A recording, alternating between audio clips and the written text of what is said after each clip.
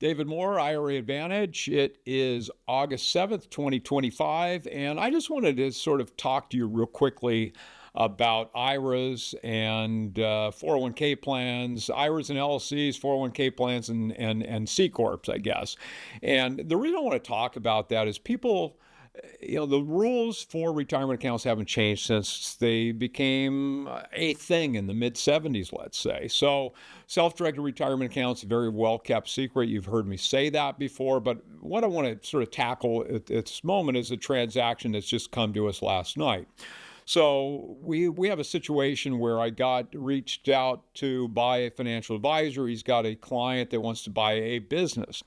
And so they want to organize a call. And so basically they said, hey, I want to take a retirement account and go buy the business. What do I need to know? What do I need to know in my capacity? And we don't sell investments or give investment advice. We're going to create the investment vehicle that allows people to get where they want to go. So in this transaction, my first question is, does this person that wants to make this investment in this company, do they want to just buy the company and then have it as an investment, or do they want to buy the company and actually work in it? Both of those things can be accomplished, but it's going to be two totally different tracks. So if we're just looking at making an investment in a business, we will typically just create a self-directed retirement account that allows that investment to be made. And we have two choices. We have a basic account, which means that we're going to move the money necessary from custodian A to custodian B, and then direct the custodian to make the investment into that business. And that's fine for things that are non-time sensitive and easily dealt with. And you got to understand, if we've got a purchase sale agreement for a business, it's got to be structured correctly from the very beginning. So anytime I look at a retirement account, I look at two issues. Two issues again, all right? What type of account it is and what they want to do with it, right? And who are they transacting with? And in that situation might be that third component. But we're going to look at it and say, okay, where's the money? What's the source of funds, and what do they want to do with it? And what's important to understand is that we can combine, let's say, Roth IRA money and traditional IRA money. We can take traditional, just a SEP and a regular, even a beneficiary IRA, one that's been inherited. We can combine all of those into a common investment, but it's going to be more complicated because each of those different accounts requires a different type of custodial account. And then if we're going to combine each of those accounts, all those accounts are actually considered disqualified parties to one another. So normally I say, okay, when somebody asks me whether they can do something, I'm going to say, okay, what do you want to buy and who are you transacting between or for the benefit of? And you can literally buy anything other than collectibles, life insurance contracts, or stock in a sub-S corporation with an IRA. You can buy anything other than collectibles with a 401k plan. So it's really wide open with respect to investment. What causes problems is transactions between or for the benefit of a disqualified party. Who's a disqualified party to you or your retirement account? Well, lineal ascendants, descendants, their spouses, or any legal entity owned and controlling interest by one of those. So that's sort of my two things. What are they buying? Who are they transacting between or for the benefit of? Now, if we're taking, like I just said, a traditional IRA is going to be a disqualified party to a Roth IRA, which is a disqualified party to a beneficiary IRA, which is one that's been inherited. We can still combine those three things together into a common investment. That's fine. Back to the conversation that I started with. Okay, I don't know anything at this point with respect. They sent an email wanting a phone call. So I sent an email back saying, okay, look, I'm happy to do the phone call. This is what I'm going to want to know. I'm going to want to know the source of account, what type of accounts they are, the sources, if it's just one or if it's multiple.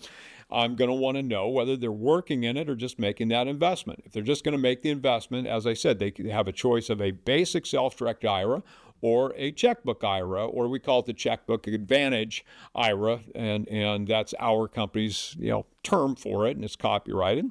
So we've got a situation where a basic account means that the trust company for benefit of your IRA is going to be the ultimate owner of that asset. A checkbook IRA, IRA LLC, or the Checkbook Advantage IRA LLC is going to mean that we're going to stick an IRA-specific limited liability company between the trust company and the ultimate investment. So the trust company makes an investment into the LLC, which the taxpayer is the manager of. The member of that entity is the trust company for benefit of your IRA.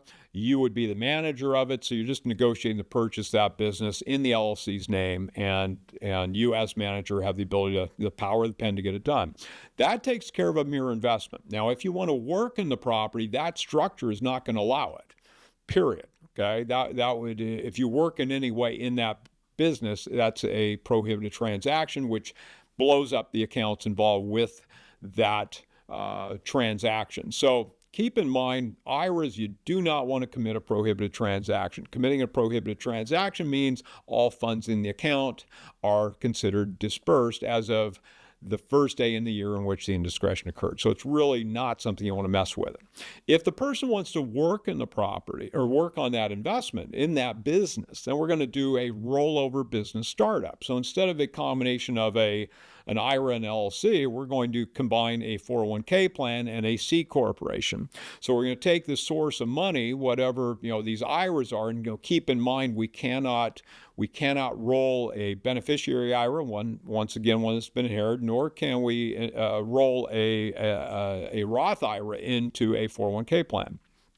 And the other types we can roll in that new 401k plan. So instead of an IRA and a trust company, we're now creating that 401k plan. We're going to move the money to the 401k plan. Instead of using an LLC, we're going to use a C Corp. The plan buys the Corp. The Corp makes the investment in the business. And now you can literally work for that corporation that is owned by your retirement account. Now, we do require our clients to have a 5% share in that corporation as well. But you can just see in that transaction, if I get the inquiry, it's like, can I buy ABC Corporation? Yes. Are you going to work in it? Or is it just mere investment? If you're going to just invest in it, we could use a 401k, we could use a basic IRA, we could use the Checkbook IRA LLC.